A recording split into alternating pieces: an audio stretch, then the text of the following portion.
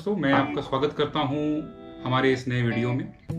Iconic group हर बार कुछ ना कुछ दोस्तों आपके लिए नया लेके आता है। तो इस बार भी हम लेके एक नया इनिशिएटिव लेके आए हैं सवाल जवाब के तौर पे। सवाल जवाब एक ऐसा सीरीज़ है जो कि हम लोग वीकली यहाँ पे रन करेंगे यूट्यूब पे, और उसमें हम तमाम उन क्वेश्चंस, उन क्वेरीज को सॉल्व करने की कोशिश करेंगे जो कि होम बाइंग में कहीं ना कहीं आपको कंफ्यूज करती हैं।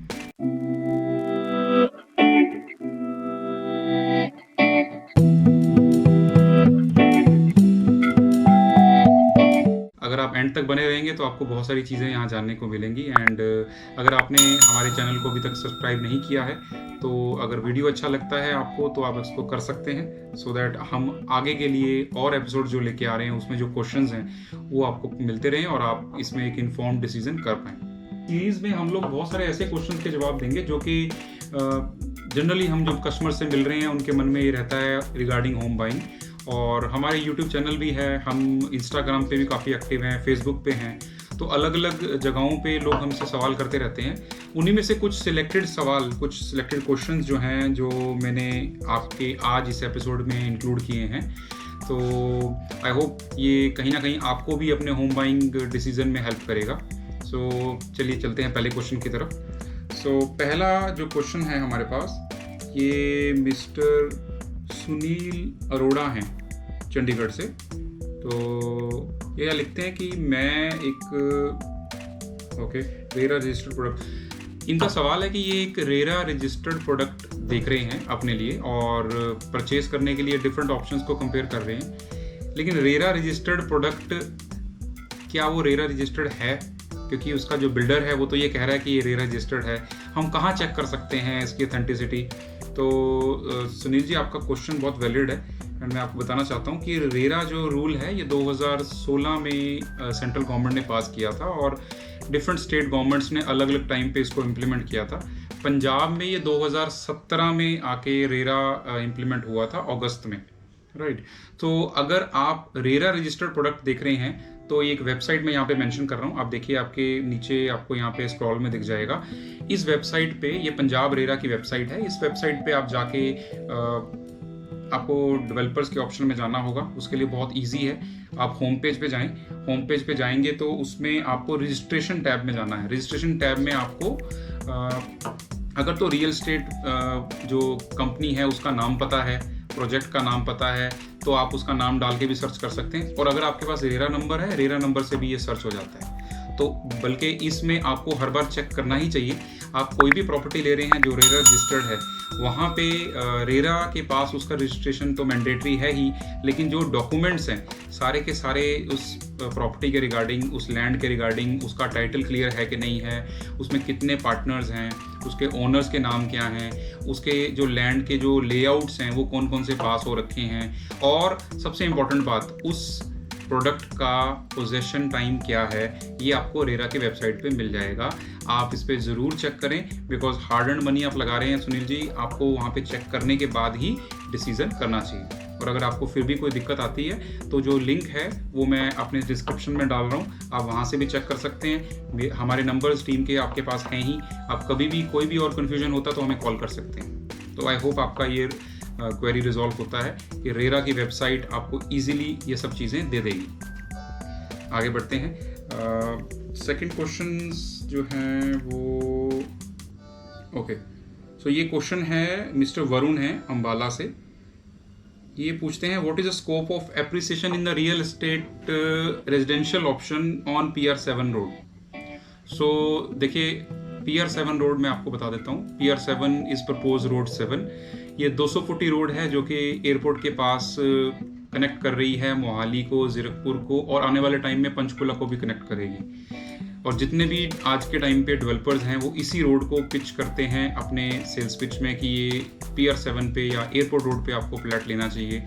तो दोस्तों, ये जो आपको कोई भी डेवलपर बोल रहा है कि PR7 पे रोड पे लेने का फ़ायदा है, तो ये डेफिनेटली है। मैं आपको बताना चाहता हूँ, कारण ये है कि आज जीरकपुर में जहाँ आप देख रहे हो, ये एक हब है।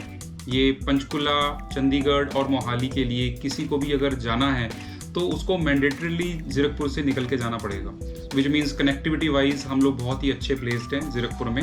तो अगर आप जीरकपुर में कुछ भी प्रॉपर्टी लेते हो और वो डेवलपिंग रोड पे लेते हो तो डेफिनेटली आपको वो बेनिफिट देगी। इसका एक छोटा सा एग्जांपल मैं आपको, क्योंकि वरुण जी ने पूछा है कि एप्रिसिएशन का क्या आप स्कोप देख सकते हो, तो मैं आपको छोटा सा एग्जांपल देता हूँ। सिंस हम लोग इस इंडस्ट्री में हैं काफ़ी देर से, तो मैं आपको सिर्फ पिछले 3 सालों का रिकॉर्ड शेयर करता हूँ PR 7 रोड का। PR 7 रोड पे आज से 3 साल पहले 3 BHK एवरेज अगर हम लोग साइज ले लें 1500 स्क्वायर फीट, तो 3000 पर स्क्वायर फीट एरिया पे मिलता था, विच मीन्स 45 लाख में आज से 3 साल पहले वहाँ पे एक 3 BHK आप परचेज कर सकते थे।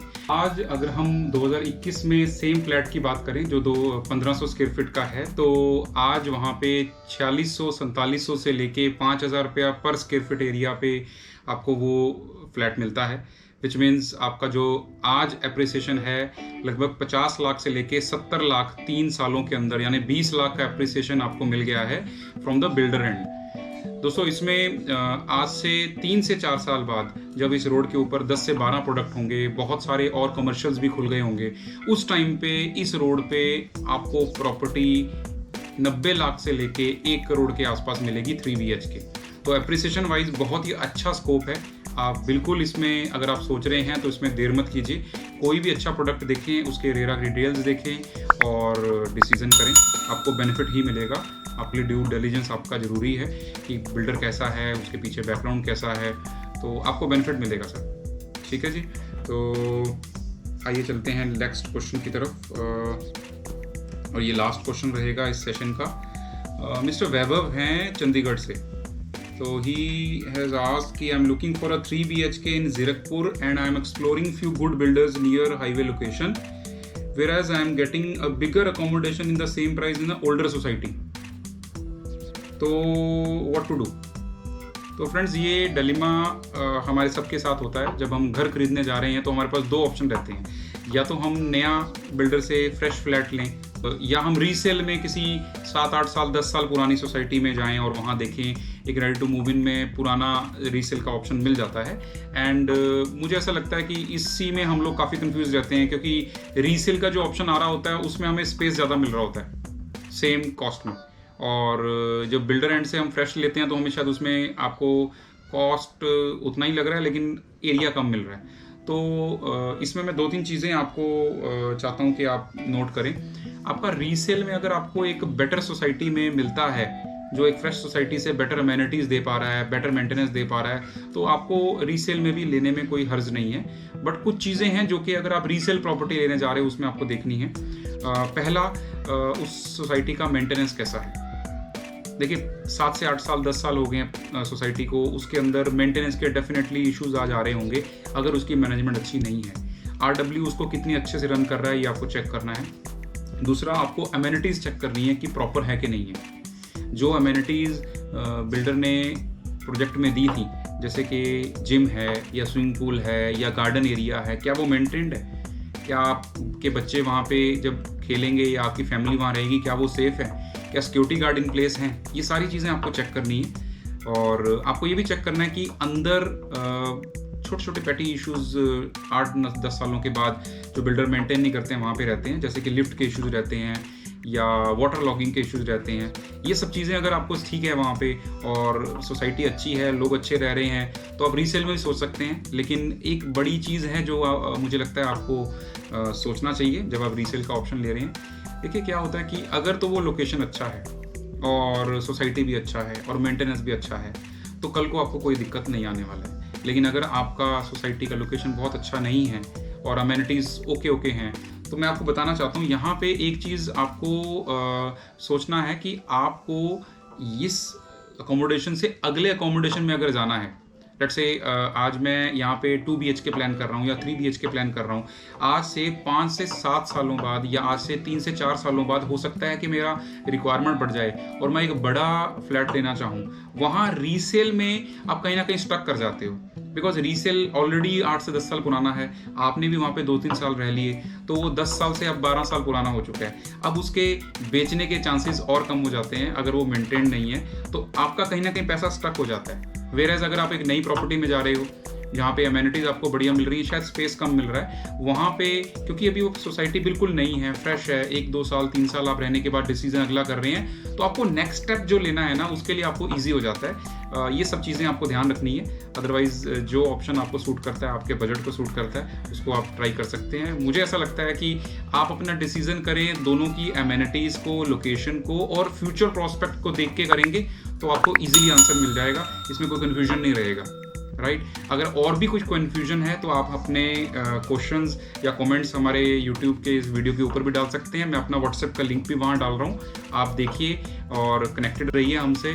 मैं अगले संडे कुछ और क्वेश्चंस लेके आऊँगा आपके लिए। मुझे ऐसा लगता है कि अगर आप हमारे चैनल को लाइक या सब्सक्राइब करते हैं तो हमारा हौसला भी बढ़ाएंगे और हम कनेक्टेड भी रहेंगे। तो इसी उम्मीद के साथ कि हम दोबारा मिलेंगे, मैं आपसे विदा लेता हूँ। Thank you so much. नमस्कार।